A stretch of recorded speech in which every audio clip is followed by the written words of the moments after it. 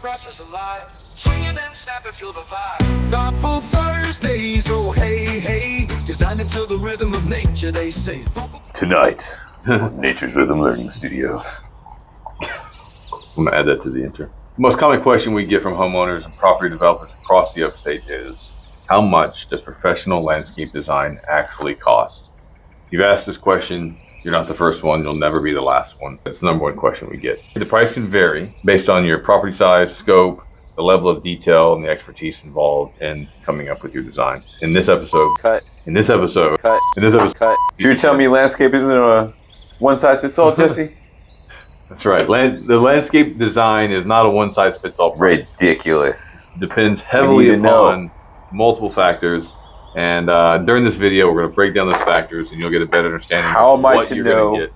What to expect. Yeah, you're going to get a better understanding of that in this video. Is that what this is about? This whole video is about. Tune in, baby. Watch it. Who starts? I don't care. Well, you did the intro, so I think it's only natural that I start with point number one. That makes sense. Point number one, everybody. What you're paying for. Let me tell you, Jesse, it's more than just a pretty drawing. A lot of people think it's just a pretty drawing. It better be. You know, sometimes, though, you do just get a pretty drawing, but that's a conversation for a different episode. All right, so what we got to focus on here is what that drawing is. Yes, it's a beautiful drawing, but what goes into that drawing is based on a couple of steps to get to that drawing. True. A lot of times people just want to jump to the drawing. You can't do that. Right. Do that. So you got to start with step one, which is what we call our site measurement and analysis. So that gets us an understanding of the site, the parameters, what we're actually looking at, what your interests are, what the potential could probably be. And then we move forward to the concept drawing. Here at Nature's Rhythm, we like to hand draw stuff, keep it a little looser. Yeah. Make sure we get the vision right. Make sure you understand proportions and forms and shapes. That way we don't get too convoluted in the details. We just make sure that the picture is going in the right direction. Once we get that done, we look into our layouts and planting plans. That's when we start locking stuff in, getting actual dimensions on the stuff. Then we're probably transitioning into the computer. Then we're getting close to that pretty picture that you see when someone else shows you a plan. Usually architecture plans are the easiest to think about. Yeah. A floor plan. The blueprint you've heard before. You'll get a blueprint / floor plan for the outdoors. Yes. That's what landscape architects do. True. And so that also involves grading, drainage, lighting considerations. Potentially, it depends on the scope of the project, what's needed. And then, of course, once we create all of that, then we can produce that super cool plan that you can show off to all your friends, and maybe even show it off to a contractor and have it built. That's right. I think we're going to get into that later. We'll talk about how that affects budget and whatnot, why it's a good investment to get that pretty picture. That's more than just an aesthetically pleasing picture. Right. No, there's a lot of context in that picture, and we provide the context. So that's generally what you're paying for up front. Clarify that. All right, Jesse. I like this last part of that. It says you're hiring someone to solve problems, create beauty, and make your space more functional, not just pick out plants. Yeah. We love plants, but there's a whole lot more to it. Very good. All right, so Jesse, tell me how pricing works then. How do you charge people? Yeah, there's a few different ways the industry likes to charge people. You'll see flat fees sometimes. Really depends on the project. You really need to know as a client what you want and where you want to end up. Then giving a flat fee is possible because then everyone knows what all is involved. The more detail you have, the closer you can get that if you're looking for that flat fee. The other option is an hourly rate. The typical rate, let me back up. Flat fee, you're normally looking between $1,000 and $8,000 normally, because they're usually you utilize that that scheme for like a small to medium sized project where there's not a lot of variables that have to be figured out and discussed later. So that's why the flat fee works. An hourly rate is more if you have something you want very custom, something very particular, or you think it's gonna potentially change over time. You're still working out your ideas. Then an hourly rate makes a lot more sense.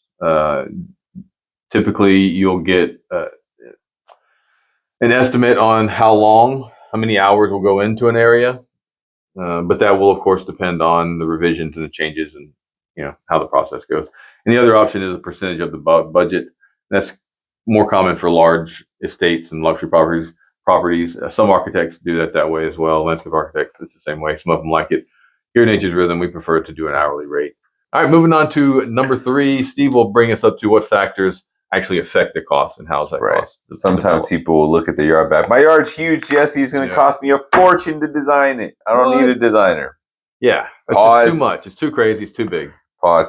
Wait a minute. Size doesn't necessarily drive your cost. You could have a 5-acre site, and if you want that to just be aesthetically pleasing, you want these grand views, you want to play on some gestures, that would be a much cheaper design than a 1/4-acre lot that wants a custom grill station, a custom pool.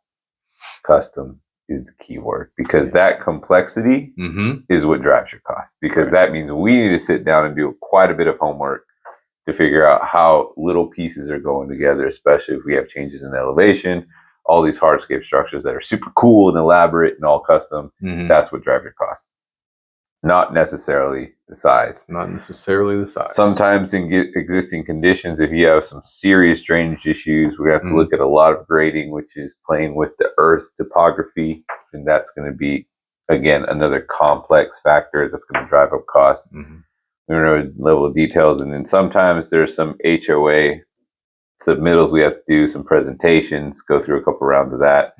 That can also get pretty complicated depending on who that HOA board is. True. We like to be friends with everybody, but y'all know some people aren't friendly. You guys know that sometimes the HOAs can get a little difficult. They sure can. We like to work through that as best we can, as efficiently we can.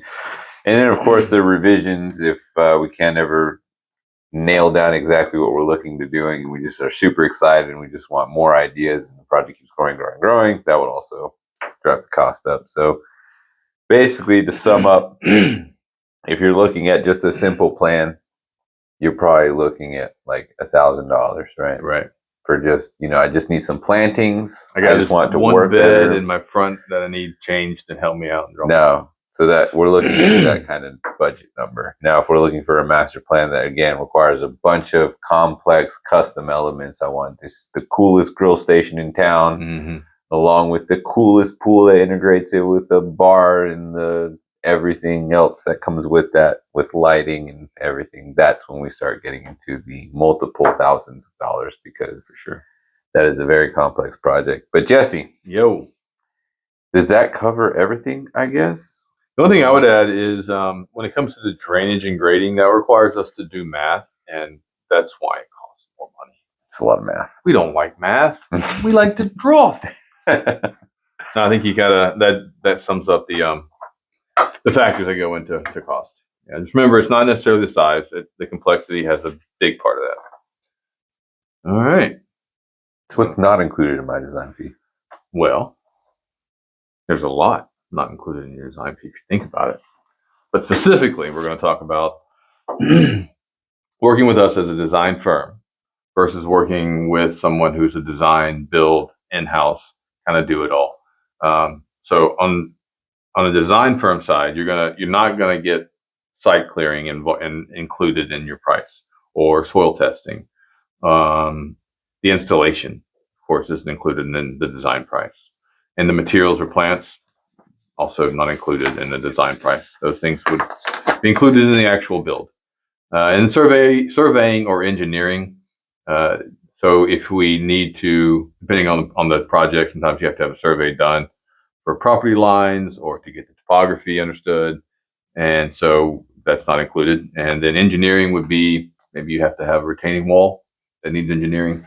That wouldn't be included in the design. Side note, you do not want to cheap out on the survey, because that is the bedrock to any and all complex designs. 100%, especially the more complex. If you're redoing your front bed and that's all you're doing, of course, there's no need for a survey.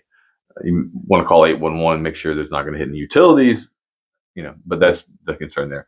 If you're building a new house with a barn and you're going to have a pool and a grill, You're It gonna is have, in your best interest to get a good survey. 100%, because all of our drawings can be built off of that survey. So if you skimp out in the survey, you get a cheap one. You get from a service that doesn't do a good job. Our then elevations will be off. everything will be off. It will cost the whole you a time. lot more in the long run. Exactly, because then we're solving problems down the line that we solved already in the beginning, but our information was wrong. So it's one of those poop in, poop out type situations. So, and here, Nature's Rhythm, Steve and I, we focus on the design and vision, and the installation is usually completed by contractors that we collaborate with, or if you have a builder that you like to use, that's a possibility too. And we can offer some help and assistance in ensuring that the construction goes smoothly and according to plan. So just let us know if you need some of that. And then moving on to our fifth and final, what is that, Steve? Design first and build smart? What does that mean? We're going to basically put a nice bow on all this because the question was, why do I need a designer here? What's the purpose? Why can't I just say build it? So if I gave you a bunch of Legos without instructions, how is that Lego going to turn out? Probably like a bunch of different. It's nothing like it'll be an abstract. Bro, I've piece seen of a art. bunch of Legos. It'll be a piece of abstract art. That's what it will So basically, when you have this set down, we take all the upfront logistical problems of figuring out how stuff is going to get built, and then that plan is essentially like an instruction set for a contractor. It says this is what needs to get built. This is how it needs to get built, right? And so then they can pull quantities off of that. They can start getting accurate pricing because everything is accurately displayed on that plan set. So that plan set is actually a contract that once it gets bid out, the contractor needs to read through all the little notes we put in there, all the material specifications. So that way, when they give you your price, that's the price that they're held to. Right. After they accept that price and they start building it, that project needs to be built for the price that was agreed upon because everything in that set is now contractually binding. A lot of people don't know that. But that's why I say it's important. That's why when it's stamped, it's official, meaning all the quantities, and we've completed our due diligence that the project is accurate. If there's something outside of the project or of the set that has cost money, we are liable for that. So that's why we make sure we're very thorough and meticulous. So that way, once you get that design and you build off that design, it'll save you a lot of money in the long run because with our shared experience, we make sure we see any sort of issue or conflict gets resolved before we break ground. So that way, once that ground's broken, trucking through to the finish as efficiently as possible. That's true. You never plan for every contingency you can't see under the ground. There's a lot of things you cannot plan for, obviously, but you can plan for a bunch of it. But having a plan before you start a journey, always very important. The way to do it. And that's the same way as design, the same way as building. If you go walking in the woods without a road map or a trail map, you're likely to get lost. And spend a lot more time backtracking and trying to figure out where you want to go. Where we just give you the map and say, just follow the directions. So in short, design saves money. Poor planning costs money. True. So plan ahead, everybody. Don't plan poorly. Alrighty. That's a wrap. Thanks, guys. Thanks for coming. Tune in next Thursday. We'll do it again. See you back here at the Learning Studio. Peace out.